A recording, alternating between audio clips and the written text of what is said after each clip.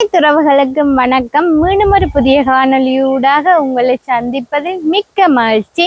நீங்க இன்றைக்கு என்ன காணொலி பார்க்க போறீங்கள் என்றால், கூடுதலாக எல்லா கோயில்களையுமே மிக பிரபலியமாக விற்கப்படும். அதை எல்லாருமே விரும்பி வாங்கி சாப்பிடுவினோம். அது என்னென்னு பார்த்தீங்கன்னு சொன்னால் கரண் சுண்டல் தான். அந்த கரண் சுண்டலை தான் நான் இப்போ உங்களுக்கு செய்து காட்ட போகிறேன். அதுதான் இந்த வீடியோவில் நீங்கள் முழுமையாக பார்க்க போகிறீங்க. அதோட நீங்கள் என்ன செய்யணும்னு சொன்னால் எங்களோட விஆர் விளாக் யூடியூப் சேனலை மறக்காம சப்ஸ்கிரைப் பண்ணி, லைக் பண்ணி, ஷேர் பண்ணி, கமெண்ட் பண்ணுங்கள். அதோட பக்கத்துக்கு பெல் பட்டனை கிளிக் பண்ணுங்கள்.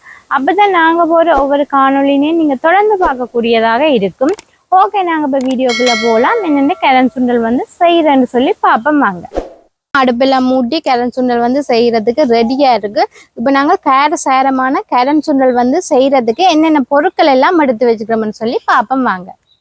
இந்த கரண் சுண்டலுக்கு மிகவும் முக்கியமானது கடலையை நல்ல வடிவாக அவிச்சு வச்சுருக்கேன். பாருங்க, அப்படி அவிஞ்சிருக்கணுங்க, இல்லை அவிஞ்சு அப்படி வடிச்சிருக்கு பார்த்தீங்களா? நல்ல வடிவாக அவிச்சு வச்சிருக்கு.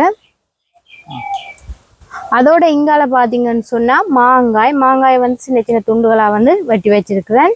அதோட 2 பச்சை மிளகாய். மற்றது இங்கால பார்த்தீங்கன்னு சொன்னால் புளி ஊற வச்சிருக்கிறேன். நீங்கள் வேணும்னு சொன்னால் புளிக்கு பதிலாக இந்த தக்காளி சோசம் பாவிக்கலாம். மற்ற பார்த்தீங்கன்னு சொன்னால் மிளகாய் தூள், மற்ற வெங்காயம், உப்பு, மற்றது அதோட பார்த்தீங்கன்னு சொன்னால் கருவேப்பிலை. இவ்வளவு தான் நாங்கள் கரண் சுண்டல் செய்கிறதுக்கு தேவையான பொருட்கள். இப்போ முதல்ல என்ன செய்யணும்னு சொன்னால், அடுப்பில் சட்டியை வச்சுட்டு நாங்கள் கரண் சுண்டல் செய்தெடுப்போம். அடுப்பு நல்லா எரியுது. இப்போ நாங்கள் சட்டியை வைப்போம். சட்டி காயட்டும்.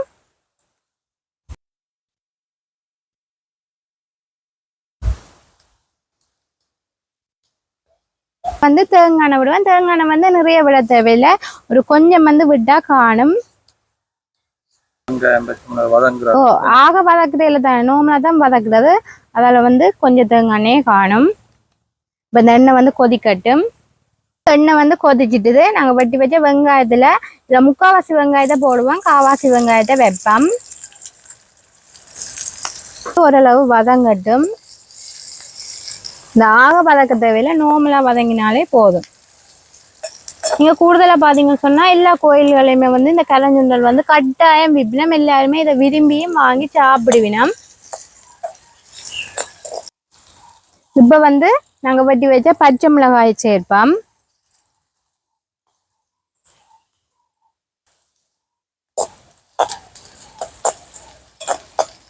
இப்போ கருவேப்பிலையை போடுவோம். எங்களோட உரைப்புக்கு இப்போ நாங்கள் மிளகாய்த்தூள் போடலாமேன்னு சொன்னால் வெங்காயத்தை பொரிய விடக்கூடாது, நோமலாக வதங்கினாலே காணும்.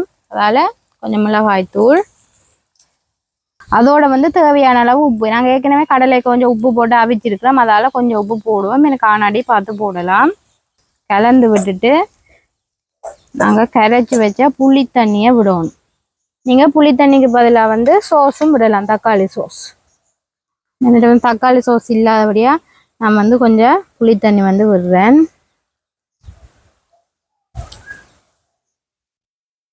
இப்போ கொஞ்சம் புளி தண்ணி விடுறேன். கொஞ்சம் பச்சை தண்ணியும் விடுறேன். என்னன்னு சொன்னா கொஞ்சம் அந்த தூள்ண்ட வெக்க அடங்குறதுக்காண்டி கொஞ்சம் பச்சை தண்ணியும் விடுறேன். இப்போ நல்லா கொதிக்கட்டும்.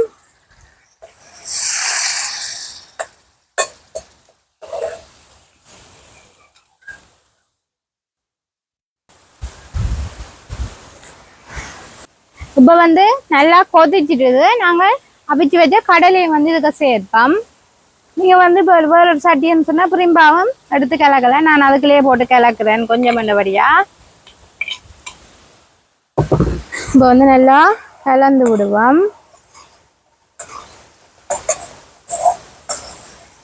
இனி அடுப்பு நல்லா எரிக்க தேவையில்லை. இப்போ கலந்துட்டு நாங்கள் வெட்டி இந்த பிரிம்பா எடுத்து வச்சுக்க பச்சை வெங்காயத்தை போடுவோம்.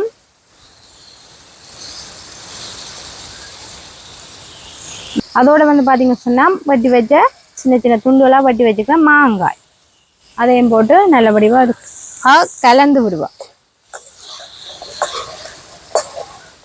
இந்த மாங்காய் போட்டால் நல்ல டேஸ்டாக இருக்கும் இந்த கரண் சுண்டல்.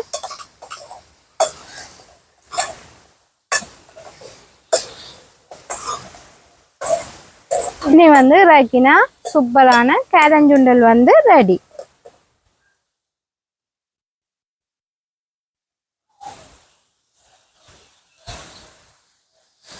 நீ வந்து இறக்கி வைப்போம்.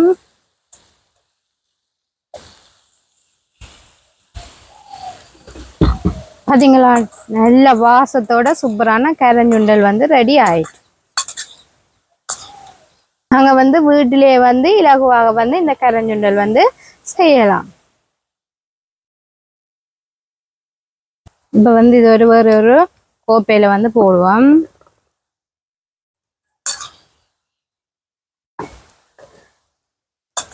இது மாங்காய் கரஞ்சுண்டல். மாங்காய் சீசன் சொன்னா இந்த மாங்காய் எல்லாம் போட்டு தான் கரஞ்சுண்டல் வந்து செய்வினோம். மாங்காய்க்கு பதிலாக சில பேர் வந்து இப்போ மாங்காய் எல்லாம் நாள் இருக்குன்னு தானே, அப்போ தேங்காய் சொட்டும் வந்து போடலாம். மாங்காய் போட்டு சாப்பிடுற மாதிரி நல்லா இருக்கும். அந்த மாங்காயோட அந்த கடலையை வந்து கடிச்சு சாப்பிட்டா சூப்பரா இருக்கும்.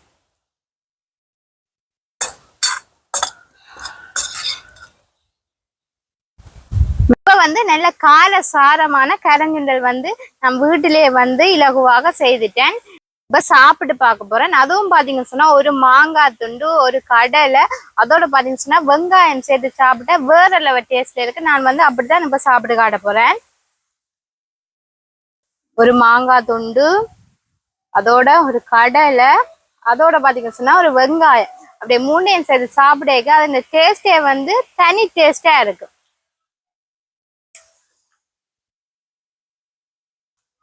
அதுவும் வந்து இந்த கருத்த குழம்பு மாங்காய் நல்ல புளிப்பா இருக்கு, நல்ல டேஸ்டாகவும் இருக்கு.